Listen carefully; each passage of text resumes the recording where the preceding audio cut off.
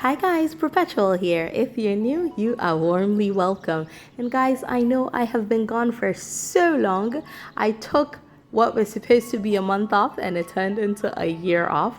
But guys, I am back. Of course, we gotta start with food, but this year we are also doing a home content segment, and I am so excited to bring you guys along when I start that as well. But for today, let's start with some meal prep. I am making some goat meat stew, and I'm also going to be making some chicken, some jollof, and some Ghana salad to go with it. Okay, so I am just putting together my seasoning mix, and that is scotch bonnet pepper, garlic, onions, some garlic powder, some anise seeds, rosemary, and I also added in 1 packet of sankofa chicken seasoning. All right, and I added one Maggi tablet as well, and I'm splitting that between my goat meat and my chicken wings. I've chopped up the chicken wings and I'm going to season it and put it in the fridge. I'll be using that a bit later. And for the goat meat, what I'm doing is just steaming it so that it cooks and it becomes nice and tender. So I'm going to cover it up and let this cook for a good 20 to 30 minutes on medium to high heat. And when I am making a big batch of soup or stew like I am today, I use a cast iron pot, and today I'm using the biggest one that I have. It came in a set from Marie Pots and Pans, so I'm using the largest that comes in that set. And so I'm going to get started. I'm going to be frying my goat meat in here, so I wanted it to heat up so that as soon as the goat meat is ready, I can start frying. This is really random, but part of my goals for this year was to try and show my face a lot more when I'm making content. And I mean, this is a meal prep. This is me in my home state, no makeup, hair is not done.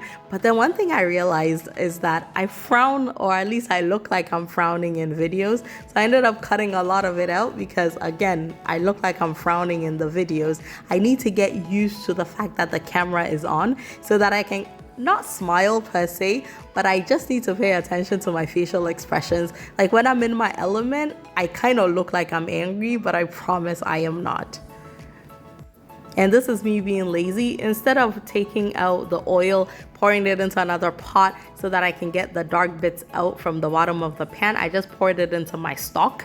And yeah, some of it got on the stove, but I did not mind. Anyway, I went ahead to add my scotch bonnet pepper, bell pepper, green bell pepper, and onion mix to my stew. So at that point, the stew was oil, stock, and then the pepper mix.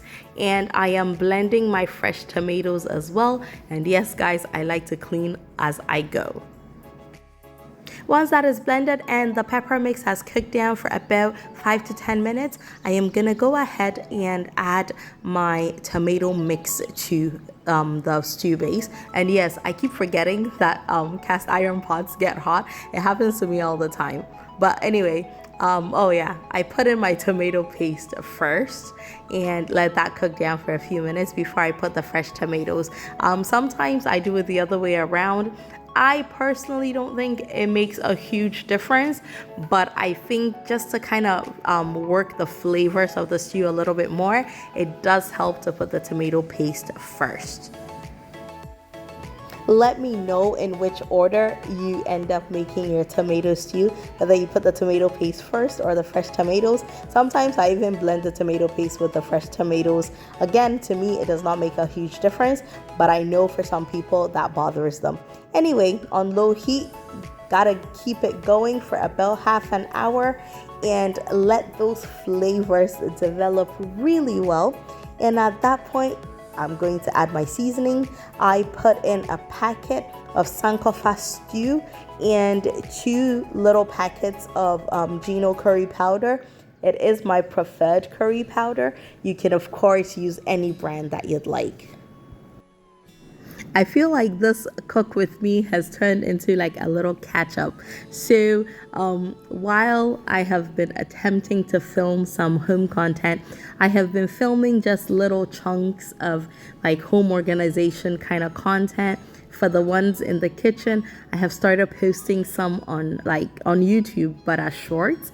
And for some odd reason, actually putting myself out there in that sense has been challenging. I don't even know why, because it's not like I'm showing a lot, but anyway, that's just how I feel. I ended up putting the goat meat in there, let it cook for a little bit longer until I felt like the stew was done. And I'm gonna go ahead and start portioning it out because I'm going to be using some for jollof. The one in the glass bowl I'm keeping just as goat meat stew that we can eat plain rice with, and then the other two will be for jollof. So I will typically make a big batch of stew and split it up and freeze it, just so that during the week, especially when life gets really busy, I have something to go to.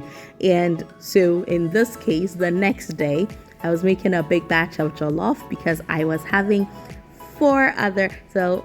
three nieces, one nephew joining my kids. So 6 kids in total spending the day with me. And so I made a big batch of jollof because those kids will ask for food like every hour. They will come and ask for food or a snack or some drink of some sort. So I wanted to have a big batch of jollof so that I have a go-to.